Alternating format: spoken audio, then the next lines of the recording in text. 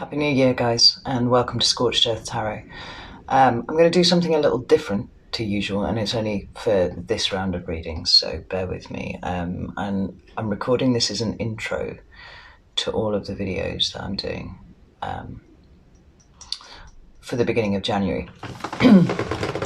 If this isn't your bag and you want to skip straight to the reading, have a look at the timestamp in the comment box down there. And the chances are, if you need to skip ahead to the reading without listening to what I have to say, then you're probably not the people that this is addressed to anyway, so it's fine. No shade, and I'm not even slightly offended. You know, you do you. It's all cool. But I have a few things that I wanted to say, and I kind of feel quite strongly that I do need to say this. The first off, I want to express extreme gratitude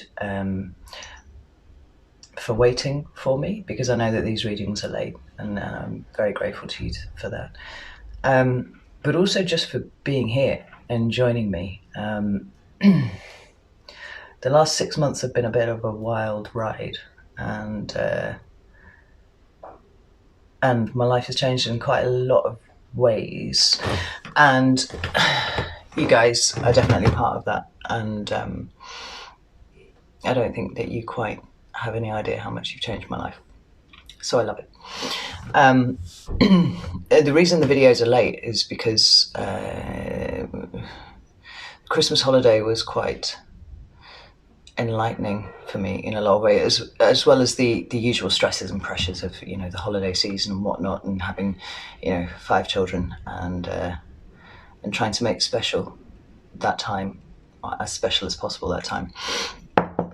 I also had some fairly extreme kind of planetary stuff going on, which I wasn't really aware of until it was brought to my attention, and I was quite oblivious to the effects of right up until about, I don't know, the turn of the year.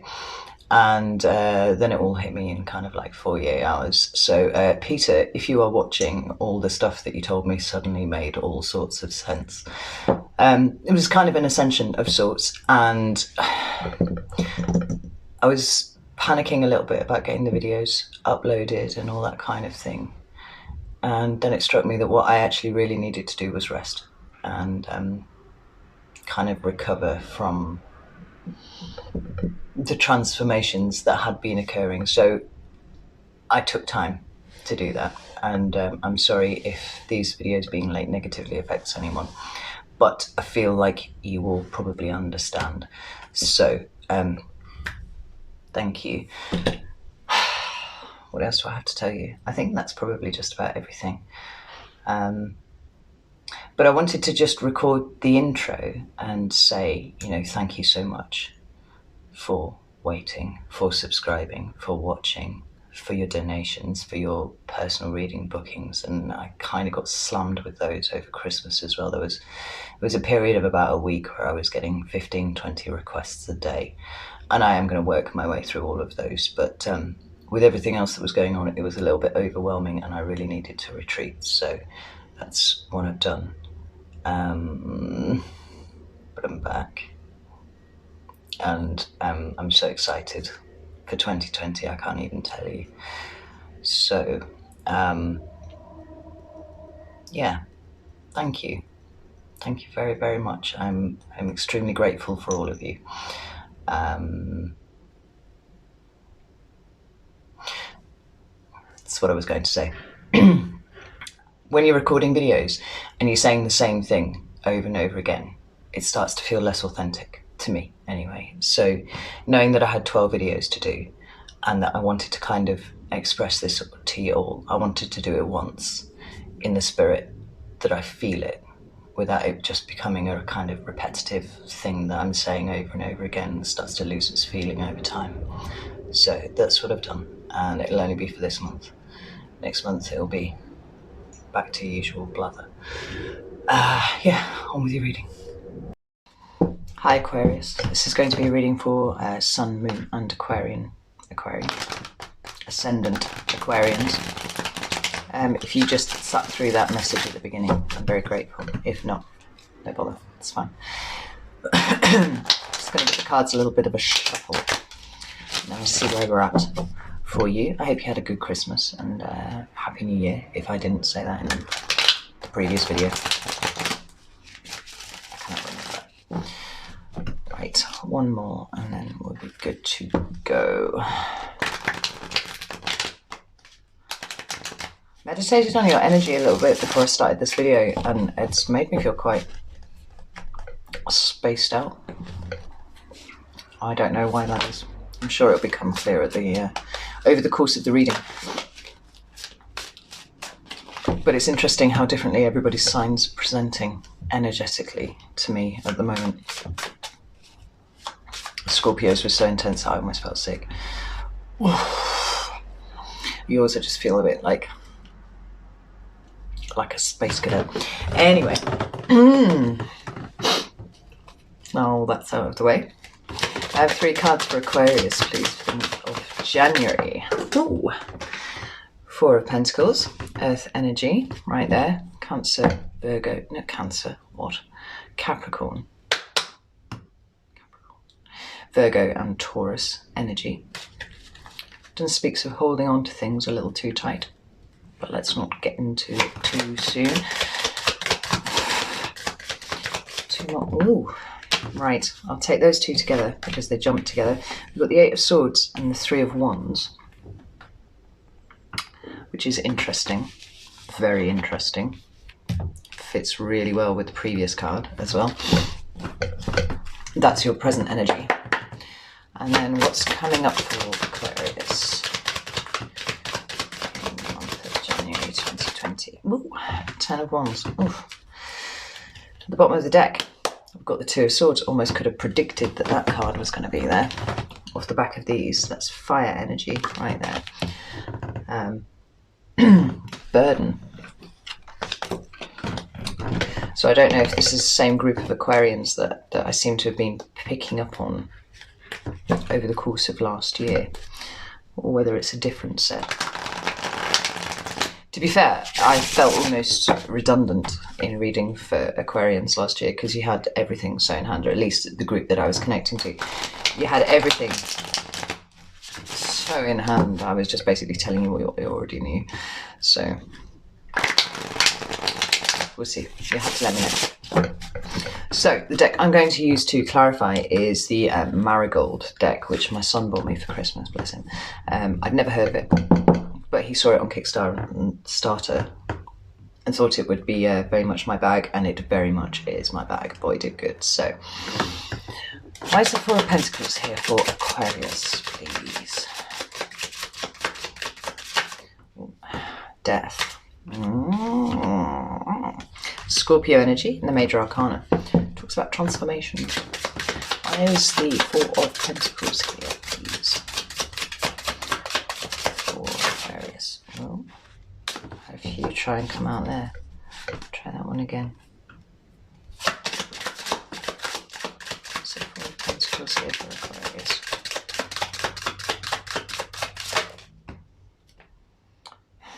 I'm going to show you that because it flipped, but it didn't jump. It's the Ace of Cups. It's the seed of the cup suit, so it's emotional potential. I'll put it like that. So 4 of Pentacles here, please. The Fool. Beautiful. That is the card that I like to see after the Death card. And there it is. Right. 8 of Swords and 3 of Wands. Why are these 2 here? 2 of Rings. That's the 2 of Pentacles in a standard deck right there. Ace of Swords. 8 of Swords, 3 of Wands.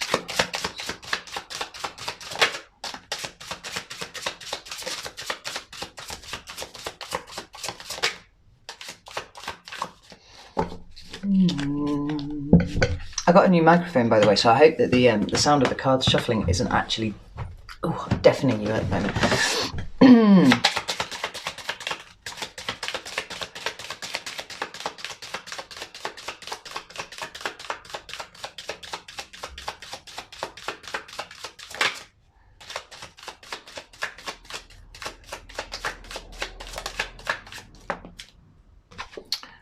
Seven of Rings, that's Seven of Pentacles in the standard deck.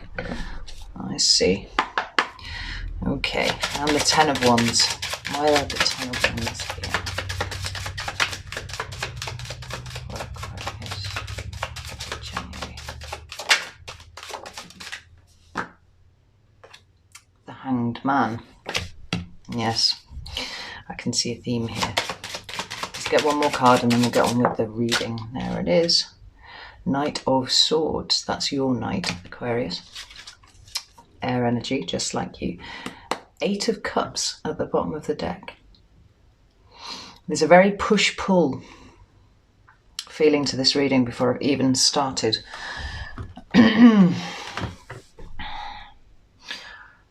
Very push-pull. It's quite intense. Right, so the first card that you've got is the Four of Pentacles. Right? That's earth energy right there. And like I said, Capricorn, Virgo, Taurus, not Cancer. Ignore that I said that. And like all of the Pentacles suit, it speaks of resources, right? So that can be money, that can be, you know, the amount of effort that you put into something. You know, it can be physical resources, it can be mental resources, it can be emotional resources and energetic resources as well. So bear that in mind. But in this card, this dude is sat and he's got his feet firmly clamped on a pentacle each. He's got one balanced on his crown and he's kind of cradling one like this in front of him. Yeah, have a look. Okay. And he's got a crown on his head. So he's in a position of some power, I would say. Some level of authority. But this card is sometimes called the Miser card, right? Because this man, he's got these resources. You know, he's got displays of wealth. He's got this crown on his head and he's sat on a throne.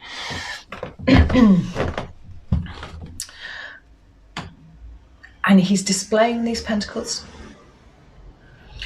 but he's firmly clamped down on all of them, right? So for me, this card speaks of fear, right? It's a fear of relinquishing a grip on something, right? It's a need to release something, because this card is the antithesis of the law of attraction right here, right? Because in order to let more things come into your life, you need to let stuff move in and out, you know, gracefully, essentially. You cannot cling to one thing, because when you start to cling to something, the message that you're sending out to the universe is lack. It's fear of lack. And, you know, I'm not quite sure how it works, but for some reason, that resonance there, the universe goes, oh, you want more of that? That's cool. That's fine. Yeah, I have some more of that, right? So it becomes a self-fulfilling prophecy, because the thing that this person is clinging to so desperately, in the end, becomes his downfall, because what he wishes so comes to pass. Now, Aquarians were in some fairly spectacular manifesting mode last year. I do remember that fairly clearly from your videos. And just as you can manifest amazing things, you can actually manifest a whole heap of shit for yourself if you're not careful, right? So there's something that you have been clinging on to, and this is kind of recent past, roughly. That's where I kind of mentally put these cards on this side of the table. Recent past. You either were clinging to something, or you realised that there was something that you needed to let go, and you were kind of having a bit of difficulty doing it. Take it as it resonates to you. I don't know. But then these two cards that we've got here, Death and the Fool, right? Death is endings, right? No question. It's number 13 in the Major Arcana. And it's usually depicted as Death riding on his pale horse. Behold, I saw a pale horse, and all that. And at his feet there is, you know, a king dead on the floor, and his family are grieving, and there's a pope kind of like waving his shit around at death, an armoured skeleton riding a horse. And the message is that in the face of death, all men are equal. Right? It doesn't matter what you're standing in life. No one can resist death. And at that point, everyone is the same, right? But more than that, it speaks about transformations, because in order for something new to begin, you have to kill off the old. You have to let it die. You have to, in fact, release it. So the idea of endings and beginnings is inherent in the card. You know, both concepts are displayed by the card. Like in the Deviant Moon deck, which I absolutely adore, you know, death is depicted as some kind of weird, mongly, skull-headed horse thing, you know, but it's pregnant. And there's a ship going down in the background, you know, far out at sea. You know, people are dying, but there's new birth coming here. There's a circle and a cycle, you know, that needs to be respected. And you cannot take shit with you, you know, whatever it is. If it's physical resources particularly, you're not taking that shit with you. But then we have the Fool. And the Fool is a new start, right? So we've got a clearing out of the old right here. And the stock phrase that tarot readers use to describe this is clearing out that which no longer serves you. And it's usually a universal intervention, right?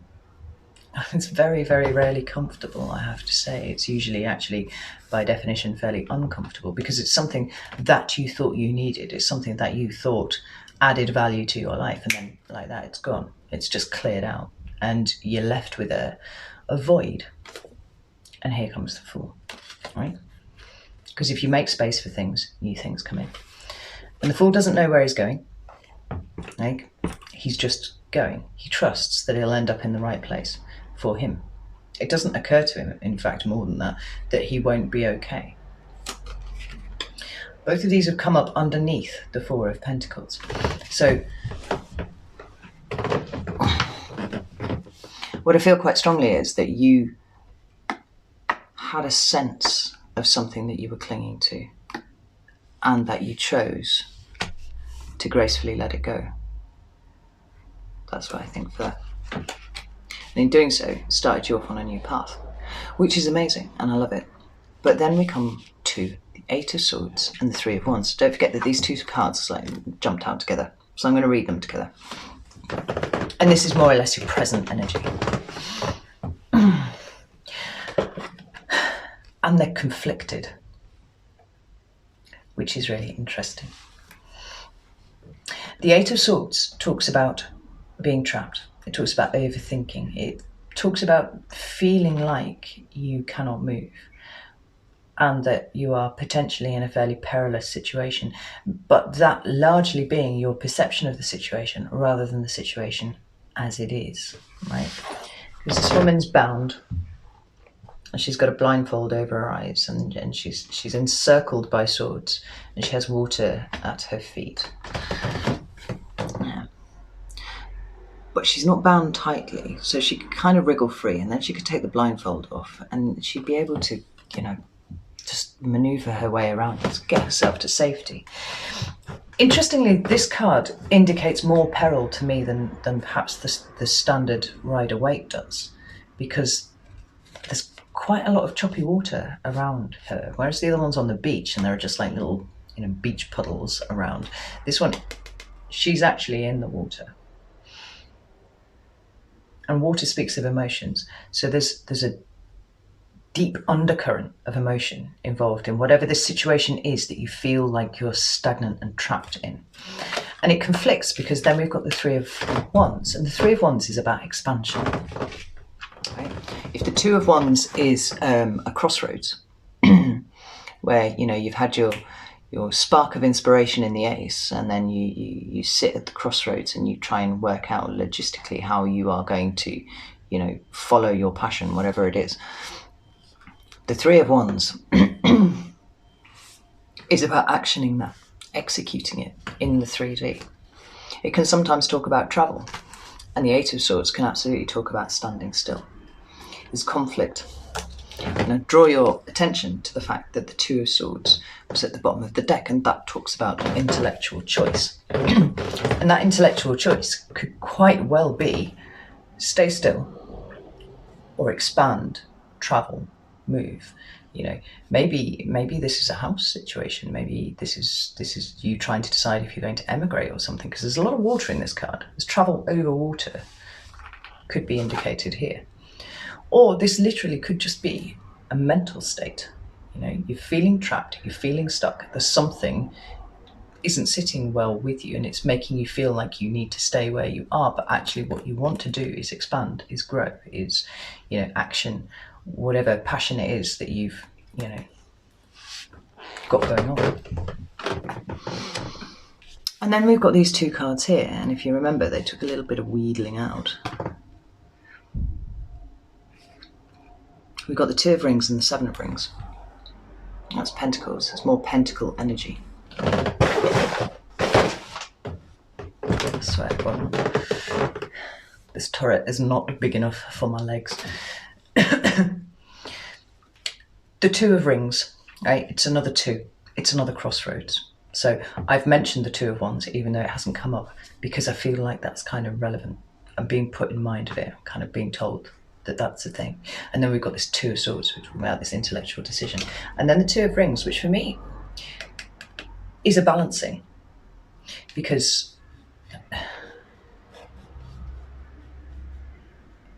it quite often talks to me about rights and responsibilities, or not rights, responsibilities and duties as set off against, you know, what you actually want to do. It's juggling, it's trying to keep the balls in the air all the time.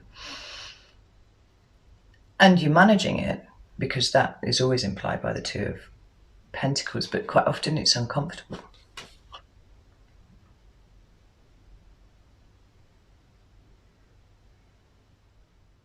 You know, it might be that this speaks of a partnership of some description. You know, we've got two hands that are clasped together like that. And when I looked at it, I thought that there were different people's hands, but now I've done it myself. It could quite easily be you just doing that. In which case it could be, you know, real fervent praying for guidance of some description. And then I'm thinking of the Star, which is your card. You know, it's that help me make this decision, help me work it out.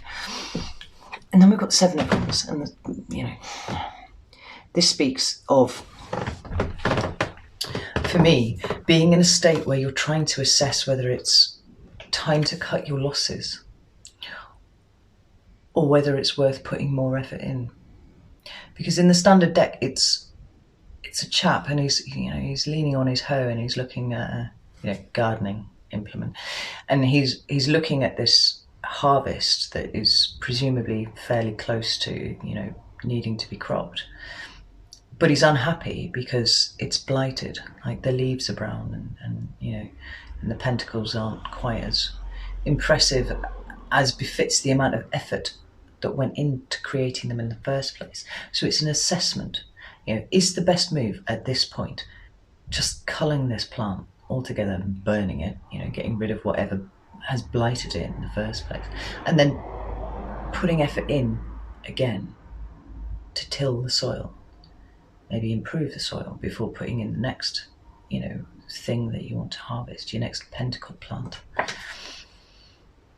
Or whether you continue and you try and make good what you've got. You know, it's a cost-benefit analysis, and that would be a very Aquarian thing. It's quite an intellectual decision.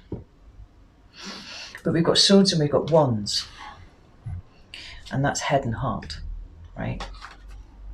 Eight of Swords trapped in your head, Three of Wands wanting to expand out, you know, from here, wanting to expand out in the world, but then being stuck with this energy right here.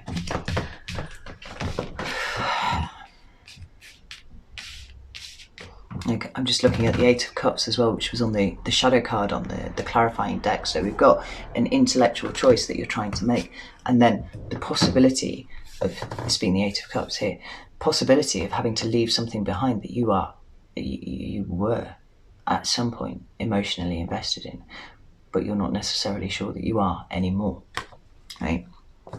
Got the Ten of Wands directly underneath that as well, which talks about burden. Speaking of, here we are, Ten of Wands, burden, right? Now the Wand suit is all about passion, it's all about creativity, it's all about those things that make your blood run hot, right? But the flip side of that suit is when those things stray into jealousy or possessiveness or toxicity or fighting, like pure passion, kind of loss of self-control, that kind of thing. And we're back to cost-benefit analysis, right? Because this dude, he's got these 10 wands on his back, and he's carrying them, and it's fucking hard work, right? It's burden. He's quite close to home. He's not got much further to go, but it's crippling him. It's too much. Now it is a 10, which is good because this means that this is a breaking point right here, right? He needs to make a decision about whether he puts those wands down or whether he continues to carry them. I mean, I always think there's a third way, like put some of them down, carry the rest, I don't know. That might just be me being my Capricorn rising bit, be practical, be efficient. But at some point he picked up all of those ones because in his cost-benefit analysis, the benefits that he received outweighs the cost or the burden of carrying those things. And now the balance has flipped. Now it's too hard. So assessment is needed, right? Or pushing further on, possibly hurting yourself, irreparably. That's a possibility. Or again, just as in, the Seven of Rings, putting it down and all that effort having been wasted. Like I said, there's a third way, but don't worry. And the two cards that you've got to clarify are the Hanged Man and the Knight of Swords.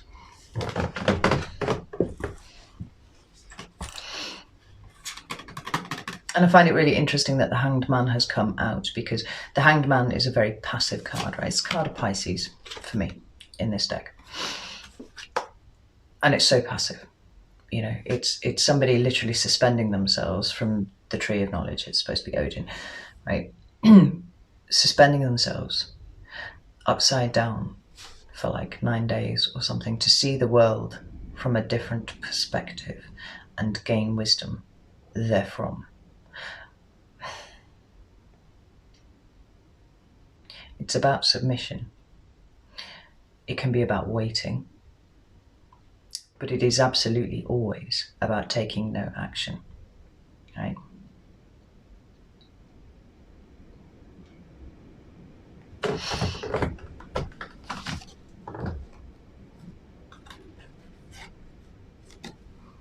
So are you taking no action on the things that are burdening you, or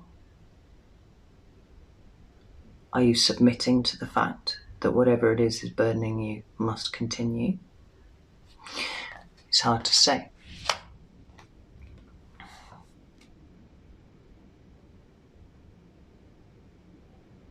But this card can talk about sacrifice and surrender as well. And so perhaps the message is put the fucking wands down for a second, for a hot minute, and sit upside down. Let the blood run to your brain. Fire off some different synapses for a change. Because what I'm hearing is that you are looking at the situation wrong right now. Like I keep saying, there's a third way. You just haven't seen it yet. And you haven't seen it because you're working too hard. You're toiling away. But what you're missing is the efficient, like, spark of what you're missing is an Ace of Swords here. A spark of inspiration. A different way of doing things, a different way of seeing things. And the Hangman's here to tell you that that's what you need to do, I think. And then we've got the Knight of Swords, and this is your knight, right? He is the fastest knight in the deck. He's a incredible communicator. He's very swift. He's very to the point. Kind of not so much details person. Yeah, he's just the one that will get there first. Very quick-witted, very, good at thinking on his feet. And the knights are usually depicted on horses, but this one isn't, right? He's on foot. And it's like this 10 of Wands has thrown you off your horse. And now you need to go the rest of the way on foot. And it's wrong-footed you, just for a second. Like, you don't really know what to do. You're working much harder than you anticipated you would be. And it's thrown you off your horse, right? Put the fucking wands down and just hang upside down for a second from a tree. Because once you do, you realise that all you need to do is get your sword out and start chopping down the things that are in your way right there in front of you. I'm going to pull another card or two for that because I'm quite interested. It's this push and pull that I was talking about right at the beginning.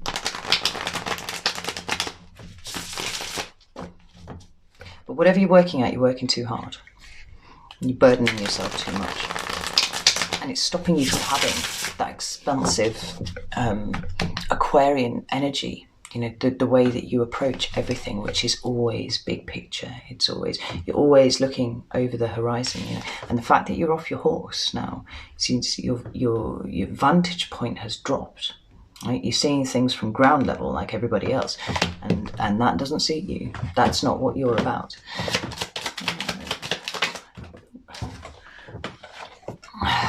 Yeah, see, you've got Temperance, right? There's a card of Sagittarius, but it talks about balance. It talks about patience, right? Maybe you've been going at this like a bull in a china shop, hitting it over and over again, like this with your wands, trying to see your way through. And we've got the Eight of Swords at the bottom of the deck here. This is what you're feeling trapped about. Aquarius, that's not your energy. That's not how you do things, right? You have been knocked off your horse. Yes. Your vantage point is lower than it should be. Yes. Take time. Put the fucking wands down and change the way that you're thinking about this, because you have trapped yourself. Like the Eight of Swords is all about trapping yourself, and you need to balance out again, right? And once you do, the inspiration will come. It will be there, and you will be absolutely fine, as always, as you always are. Right, I'm going to leave it there. But if it resonated, let me know. You'd be right. But you just have to stay focused, and you're not focused at the moment. Okay, right, I'm gonna go. Anyway, I'll be back in a week or so for the mid-months. But yeah, love you all. Take care. Best of luck.